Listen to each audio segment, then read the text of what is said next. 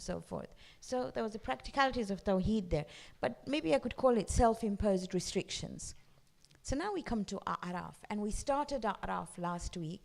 And in A'raf, in essence, we looked at the concept, or we're now looking at a concept, of those who reject divine guidance. And I told you, what, inshallah, if we ever come to the end, you'll find how they dovetail onto each other. We did Ayah 23 last week, and I talked about extensively about the first ayah that human beings, or the first dua of human beings, of forgiveness, and we talked about Prophet Adam and Sayyidah Hawa, do you remember? So today we're going to look at Ayah 42. So if you turn to Ayah 42 in your books, in your Qur'ans, which is page 140 if you wanna, if you've got the same Qur'an as I do. Now in Ayah 42 you see, وَالَّذِينَ آمَنُوا, those who believe, quite simple, we know this, we've done it before, those who have iman, وَعَمِلُوا الصَّالِحَاتِ, and who then are able to manifest their iman. The way you are able to manifest your iman is through Amilu Salihat. And we talked about Amilu Salihat as those deeds that put things together. Normally it would say, Ulaika ashabul jannah hum fiha khalidun. They are the inmates of Jannah. They're definitely going to Jannah and they'll be there forever. But here Allah adds a caveat. He says, La nukallifu nafsan illa was'aha. Now, it is completely out of the norm. The norm would be, وَالَّذِينَ آمَنُوا وَعَمِلُوا الصَّالِحَاتِ أُولَٰئِكَ أَصْحَابُ الْجَنَّةِ هُمْ فِيهَا خَالِدُونَ. Basically what he's telling me and you is that if you have an excuse to say, I will not manifest my iman in good deeds because I have so many burdens, I've got so much to do, I have so many things on my head that I just cannot do anything to put people together. To put something that's broken together, I have an excuse. He says, I'm sorry. I do not put any burden on you that you cannot bear. So you cannot make any excuses and say, I can't do it because I'm really busy. Or I won't do it because I've got so much to do. Because he tells you, La nukallifu Allahu nafsan illa was'aha. Do you understand where that ayah is coming from? You cannot say that I cannot do a good deed because I have too much on my plate. Even the smallest of good deeds you and I can do. Are you comfortable with that statement? Okay? All right. Next one, 743. So now 743 says, وَنَزَعْنَا مَا فِي صُدُورِهِم مِّن غِلٍّ. See, if you and I got Jannah, and inshallah we will, the best of places in the world, if you have ghil in your heart, you can't enjoy it. You just think, what the heaven is going on? I don't like this at all. Ghil is discomfort. Ghil is tension. Ghil is secret animosity. It could be anything. It's like looking at someone and going, huh. And regardless of however your physical circumstances are, if there is ghil within you, and remember that word ghil, because you remember fishes, right? So remember ghil, right? So ghil is ingrained in our hearts. And sometimes that ghil just comes all of a sudden, and you don't know where it's come from. If you have ghil, no amount of physical pleasure or no amount of goodness will make you feel good, because I'll always come and bite you. So he's saying, وَنَزَعْنَا مَا فِي صُدُورِهِمْ مِنْ غِلٍّ. He will surgically remove the ghil in Jannah. But if you want Jannah on earth, you got to remove that ghil, right? And then min tahtimul anhar, and what you know what they will say? Alhamdulillahi alladhi, because they will feel a sense of peace. Now I've been reading a book by, I can't remember her name. Somebody who does podcasts. I'm sure you know her name when I talk about the book. And her book is about a poem which was written many, many years ago, which said, "Let them be." You probably will see it, right? Mel Robbins, that's right. So Mel Robbins writes this book, and she says, let them be. And she says, there are people in the world that show him, and she says, you've just got to let them be, because they will do what they want regardless of what you say, and you will burn up inside. For what? And this ghil comes from there. You know, when you see somebody doing something, you say, I'll give you an example. There was a scholar whose son came to the mosque with him and said, I'm not coming next time. So he said, why? He said, well, going to the mosque, they're always talking about somebody and they're not concentrating and they're looking at their phones and everything. So the father said, just come with me once. And the next time he told his son that when you come with me, I want you to take a full glass of water and go and sit down, and I want you to go around the mosque with that full glass of water. So when tabarruk is being served, go around. So he took this full glass of water and he's going around, and he came back and his father said, what did you see? He said, nothing. I was just concentrating on the glass of water that it wouldn't spill. So he said, see, if you concentrate on yourself, you don't have to worry what everybody else does. We're so worried about him, shim, them, whatever, and we develop this guilt inside us. And this, he says, in Jannah he will surgically remove it, but probably better to remove it now before we get there, okay? من تحتهم الأنهار قالوا إن they'll say الحمد لله الذي هدانا لهذا وما كنا لنهتدي لولا أن هدانا الله. We all know this. Now the word he uses it, هذا. Please look at that word, هذا. Jannah is feminine. And if anybody knows a little bit of Arabic, you would say هذه if it was Jannah. But he says هذا. Now هذا means it's inclusive of the Jannah and removing the guilt. You can't go in Jannah with guilt. You can't say, I will go to Jannah, but this person can't come. Can never live with her, ever. Okay, that just doesn't work. So this is what it's trying to say. And the greatest joy in life, when it says, Alhamdulillahi alladhi hadana lihada, you've guided me to a way to remove this guilt. وَمَا كُنَّا لِنَهْتَدِيَ. And if you didn't help me, لَوْلَا أَنْ هَدَانَ اللَّهِ, I would never have been guided here. Okay, I'm sure you get what I'm trying to say. Okay, are you good with that? Okay. Right, next one.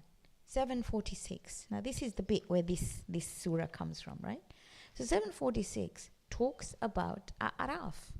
Now what is A'raf? So I'm going to try and explain it before I go any further. So if you can imagine, please imagine Jannah and Jahannam.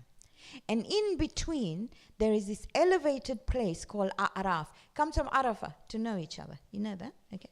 Now on A'raf are these people whose deeds, good and bad, weighed up 0, 0. The balance was 0. That means they're neither here nor there. Judgment hasn't been taken on them. So Jannah they can see Jahannam, and they're standing on this barrier up there. Can you imagine who they are? These are the people of A'raf, okay? وَبَيْنَهُمَا hijab. Hijab means there's a barrier between Jannah and Jahannam. So imagine this mountain, this bit that they're there. And وَعَلَى الْأَعْرَافِ رِجَالٌ يَعْرِفُونَ كُلًّا. They, when they look at Jannah, they know all these people. They don't like to look at Jahannam. But when they look at Jannah, they know these people there, okay? And if you imagine for a moment that you are in between Jannah and Jahannam, you are inclined towards Jannah. So they're looking at Jannah and they're saying, وَنَادَوْا. They're calling out Ashabul Jannah, to the people of Jannah. And salamun alaykum. They're telling them, peace be upon you. We'll come to what they say to the people of Jahannam and why they don't say it. لَمْ يَدْخُلُوهَا وَهُمْ يَطْمَعُونَ.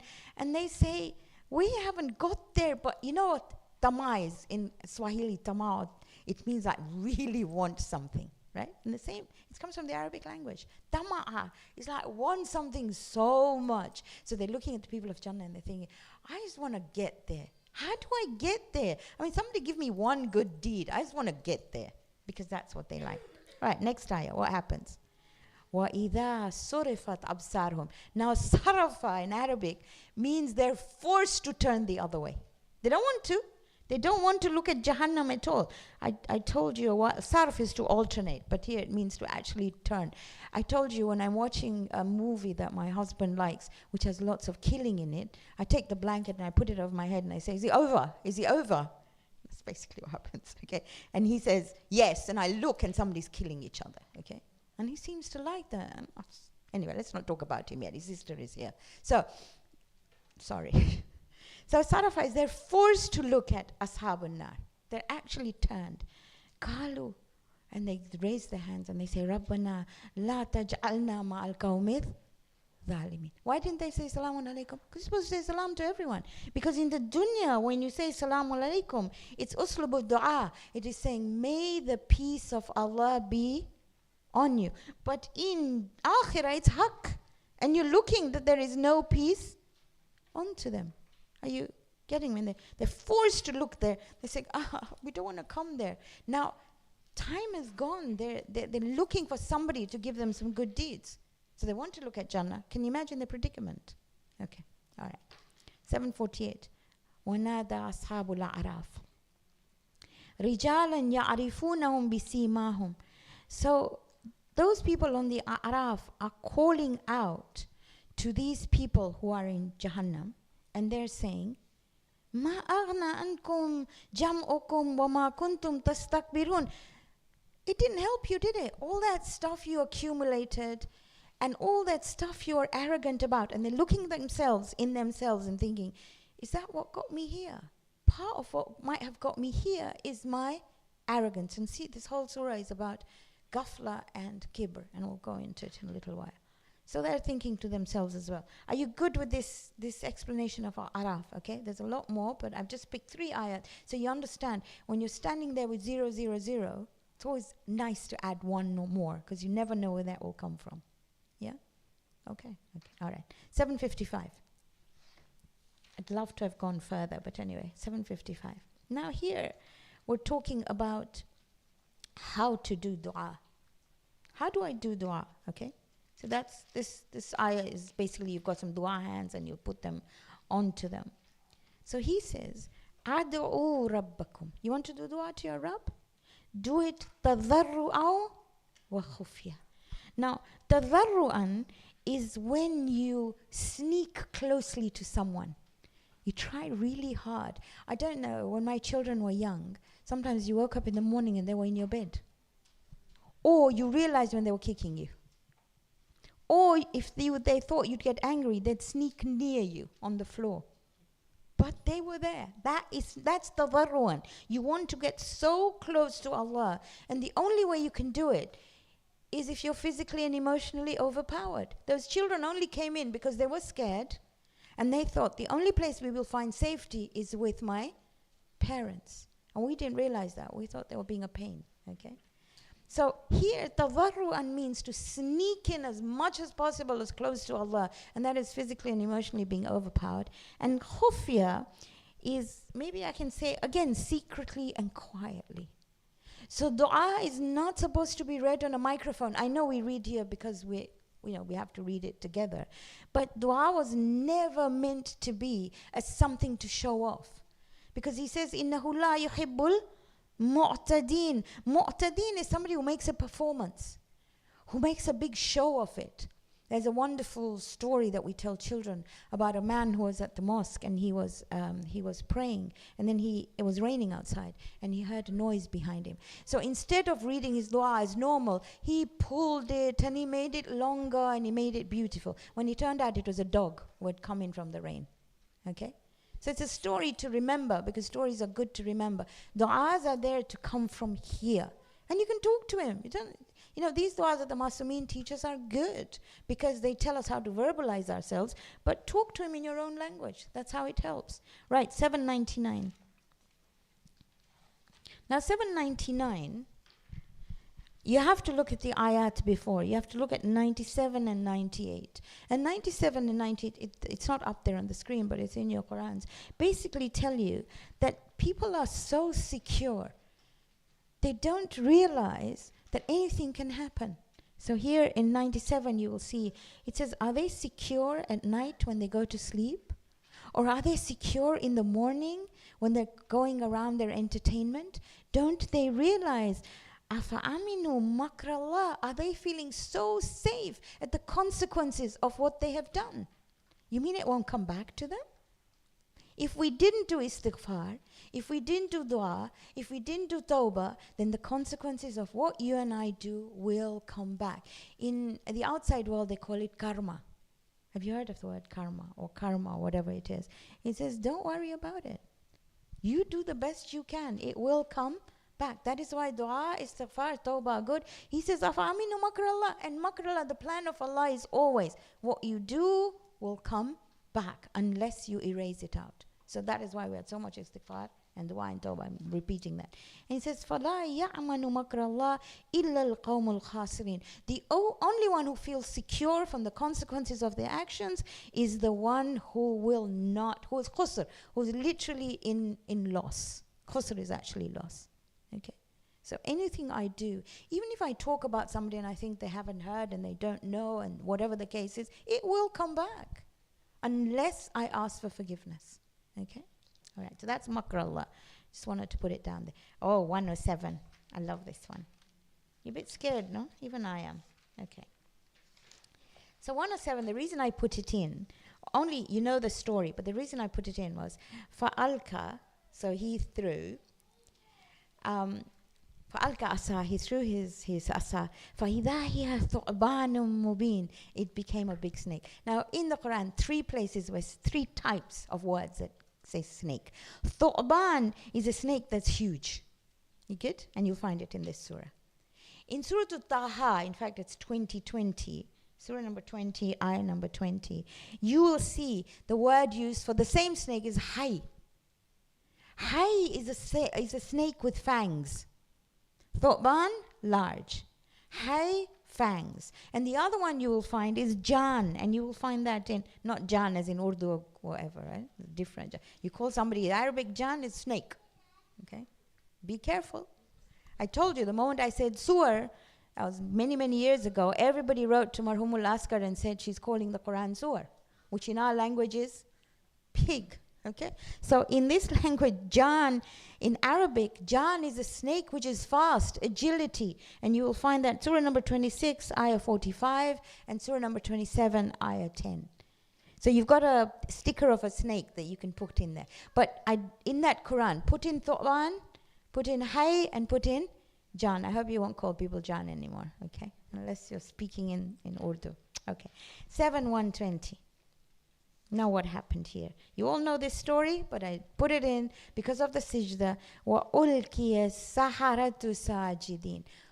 You all know that the magicians went into sajda. But ulkiya means like they were thrown into sajda. You know, very many times when you watch maybe football or some sports where there's some Muslim players, you find them just going into sajda. And you think, hello, what are you doing? Not only in our traditions, but you will also find in every tradition. I find them in the Hindu tradition as well. They will go kiss the ground. There's something inside them is overwhelmed by divinity and makes them want to kiss the ground. So here it says, وَأُلْكِيَ السَّحَرَةُ سَاجِدِينَ. And obviously you've got somebody doing sajda on a sticker that you can put in. And this is where the Aimma come in. They tell you, when you are grateful for something, go straight into sajda. Not only the sajda you do in salah or the sajda shukr or whatever, just go into sajda randomly. And every time you want to say thanks, go into sajda. Okay, ayah number 133. You all know this, but I just want to go over it. وَلَمَّا وَقَعَ عَلَيْهِمُ الرِّجْسِ. When, this is talking about the people of Fir'aun. So what happened was, every time a plague came, or every time something came from Allah, and they said, we will change now, they would go to Prophet Musa and say, please pray for this to go away. And once it went away, they forgot again. So there were 5 different plagues here, and you've got them all here. Number 1 is Tufan, and I've sort of, how shall I put it? I've put it, I've underlined it, let me put it there. I've colored it round, I put a circle round it and underlined it. So I 133, فَأَرْسَلْنَا عَلَيْهِمْ. In fact, the ayah you've got here is not 133. So please don't look at this ayah. Go to 133 in your Quran. فَأَرْسَلْنَا عَلَيْهِمُ الطُّوفَانَ. I don't know where this ayah has come from. But فَأَرْسَلْنَا عَلَيْهِمُ الطُّوفَانَ. I'll change it to the next ayah. فَأَرْسَلْنَا عَلَيْهِمُ الطُّوفَانَ. Can you underline Tufan or cover it? Then underline the next one, which is wal jarad, and those are locusts. Kummal is frogs. Safadi is frogs, sorry. Kummal is lice, I forgot that. Safadi is frogs. Waddama is blood. And ayati mufassalat. Now the ayah mufassalat or tafsil is something very clear, but it's also a part. Sorry, this ayah is the next ayah. I'm not quite sure what happened over there. So you're going to underline or circle 5 things. 1 is tufan, 1 is jarad, 1 is kummal, 1 is safade, and 1 is dam. Are you good? These are the 5 signs that were sent to them. Okay. Next ayah is 142. Most of you know this. You have a sticker with 5 on it, which you can stick here. So you've got 142, and you all know this. وَوَعَدْنَا مُوسَى 30 laylatan. We made a promise with Musa of 30 nights. وَأَتْمَمْنَاهَا بِعَشْرٍ, and we completed it with 10 more. Now all of you know 30 plus 10 is 40. Many, many, many, many things in tafasir. I will give you the least popular ones and the most popular ones. The most popular ones, 30 completed but wanted him to get a PhD. So another 10, which is the best one. But there's also one which says that he fasted for 30 days, and then on the 31st day, he used a miswak, toothbrush. So he's told, not good, 10 more. I'm not sure where that came from, but I had to tell you. So at least you'll never forget 30 plus 10. Incidentally, when you're fasting, please wash out your mouth. Just don't swallow it. It's horrible. وَأَتْمَمْنَا بِعَشْرٍ فَتَمَّ مِيقَاتُ رَبِّهِ 40 layla. And it finishes 40 days. And there's a lot about the number 40, but I'm not going to go it now. And if you look at it, at the end it says, وَلَا تَتَّبِعْ سَبِيلَ الْمُفْسِدِينَ. Don't follow those who are troublemakers. Right, 144, 148 now, please. Okay. Now, what happened with 148? وَاتَّخَذَ قَوْمُ مُوسَى مِن بَعْدِهِ. After Musa had gone, completely gone, there was no Musa around, so Musa's gone, Samiri comes up. And he says, surely this believing in a God that you can't see, and a prophet that's gone away, he's not there, you need something to focus on. Look, every human being, whatever religion they believe in, will believe in a creator. Okay? They may call it nature, but they will believe in a creator. Here, he wanted to trick them into focusing on something. So what did he say? He said, well, give me all your jewelry. And he melted the jewelry. And what did he do? He created an ijl, which was a calf. And he made that calf, jasadan lahu khuwarun. So this calf had a hollow body. And whenever the wind blew through him, it made a noise. It made a mooing sound. So they believed it. Now I can tell you lots of things that this community believed in a long time ago and thought it was a miracle. Did you hear of the how shall I put this? Of the stuff that came upon this water. I don't know whether you probably weren't alive then, but my generation knew it. And they said it was a magical rotli. It was fungus. And it grew, do you remember that? And it grew upon water, and people would take part of that fungus to make themselves better, but it made themselves ill. But they called it a miracle. It wasn't a miracle. Do you remember? It was growing. Oh, I'm glad you remember it. And it was fungus. So there are a lot of things that we do, and we make up our own rules like he did. And he said, you need something to focus on. I remember one day, and I've got to mention this, coming into the mosque, and it was the day of Hazrat Abbas in the month of Muharram. And I used to recite majlis somewhere else, but I came here earlier because we have the children's classes at 4 o'clock, so I came at 3 o'clock. And people were still doing their amal. Qibla is that way, is it not? The alam was there, and they were doing sajda that way, to the alam. Regardless of who we are, we always say, Ya Allah bihaqi Hussein or bihaqi Abbas. And we know the first cause is Allah. As-sajda cannot be towards the alam. I revere the alam as much as you do. I think it is awesome. And I think Hazrat Abbas, there is nothing more awesome than his loyalty. But the loyalty towards the wahdaniyat of Allah means the sajda must be done towards Allah, even if you're doing the amal of Hazrat Abbas. So this thing might sound weird to us, but we need to look at our practices as well. Okay. 7156. Okay. You've got dua hands which has Kumail on it, but I'd like to go over this ayah, okay? So it starts off by saying, وَاكْتُبْ لَنَا, and write for us. Who are these people? These are the people. If you look at the ayah before, it talks about those whom the mountain was put above them. So they're petrified. Okay? So what are they saying? They're saying, Ya Allah, وَاكْتُبْ لَنَا فِي هَذِهِ الدُّنْيَا حَسَنَةً وَفِي الْآخِرَةِ. The dua that we ask, don't we? Which surah? Suratul Baqarah, ayah 201. You remember that? Okay. Inna hudna alayka Kala adhabi asibu bihi. He says, look, my punishment is going to be there if you're not going to stick to divine guidance. Now, what does he say? He says, وَرَحْمَتِي وَسِئَتْ كُلَّ شَيْءٍ. What did we listen to just now? Dua al-Komel. And in Dua al-Komel, what did we say? Allahumma inni as'aluka bi rahmatika allati wasi'at kulla shay. So he says, my rahmah doesn't matter who you are. My rahmah is on everyone. However, fasaqtubuha, the special mercy I have is written for those who, and underline, yattaqun, those who have taqwa, وَيُؤْتُونَ الزَّكَاةَ, those who give zakah. Number 2, وَالَّذِينَ هُمْ بِآيَاتِنَا يُؤْمِنُونَ, and those who believe in our signs, those who follow divine guidance. But it doesn't stop there, okay? So look at 157.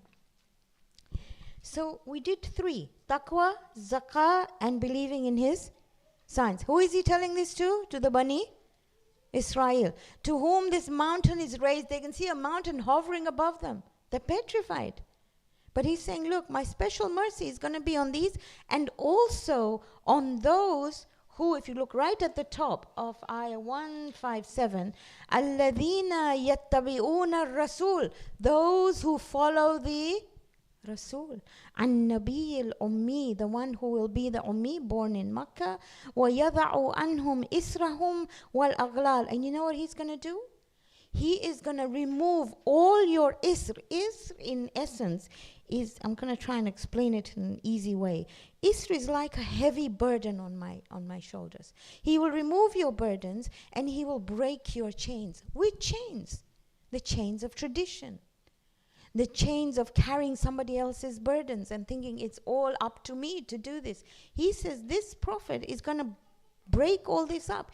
I've skipped it a little bit. You've got his mentioned in the Torah and Injil and all the rest of it. But this is the bit that I needed you to come into. And he will remove all your weights. Those weights are tradition. He will break you up from there. You will not have to worry about any tradition. Are you good with that? So Bani Israel are told. 1, what was it? Taqwa. 2, zakat. 3, following the signs. 4, following this prophet. And this prophet would only come after you follow the Torah, which you have, and the Injil that is to come, and then he will come. And the greatest thing he's going to do is to free you. He's going to free you from traditions. Are you good? I remember when I first got married, and I've got some time, when I first got married, and I was married into the Merali family. My sister-in-law's there. Beautiful family, okay? So I married into the Merali family. And the first Thursday I was told, when you come today, you have to wear blue. I said, why?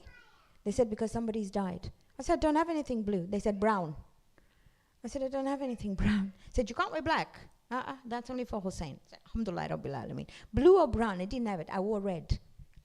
I think I was family barred, okay? But that's a tradition. There's something wrong. Can you understand what I'm saying? There's no necessity to wear blue or brown. Okay. I didn't wear red. I just had red. Anyway, okay, next one. 7172. I didn't want to be awkward, but hey, at 16 you're allowed. Right. Now 172 says, remember, because the Bani Israel are told, remember when we put the mountain over you in 171, and then 172 they're told, وَإِذْ أَخَذَ رَبُّكَ مِنْ بَنِي آدَمَ مِنْ ظُهُورِهِمْ. Remember the time when Allah brought you from all our souls were created. You know that? We were all created at once. We were all created at once. And then we were asked, Alastu bi Rabbikum? Am I not your Rabb? And we all said, yes. So they're reminded of that. Okay, I have to hurry up. This is my favorite ayah of Surah Al-A'raf, 180. وَلِلَّهِ الْأَسْمَاءُ الْحُسْنَى فَادْعُوهُ بِهَا. And for Allah are the most beautiful names, call Him by them. Okay? It's absolutely beautiful. So literally in every single dua, you have to use Asma'ul Husna. I'm going to stop there because I know my time's up. And I'm going to continue with Surah Al-A'raf next week. However, I'd like to ask you, if you don't mind, for the next few weeks, to do Ankabut, Rum, Dukhan, and Qadr, because we're in preparation for the month of Ramadan. So I will stop at A'raf. I will not do Anfal, but if you don't mind, so that when you're reading Ankabut, Rum, Dukhan, and Qadr, you are well prepared. Are you comfortable with that, or do you want to continue with Anfal? You're comfortable with that. And next week, inshallah, you've got your bookmarks, because in An'am we did all the prophets, and you need to know the prophets in chronological order. So next week, inshallah, we will do the bookmark, we will continue with Surah Al-A'raf, and start off Surah Al-Ankabut. Are you comfortable with that? Right, can we have a Surah Al-Fatiha? Bismillahir Rahmanir Rahim. Alhamdulillahi Rabbil Alameen. الرحمن الرحيم مالك يوم الدين إياك نعبد وإياك نستعين اهدنا الصراط المستقيم صراط الذين أنعمت عليهم غير المغضوب عليهم ولا الضالين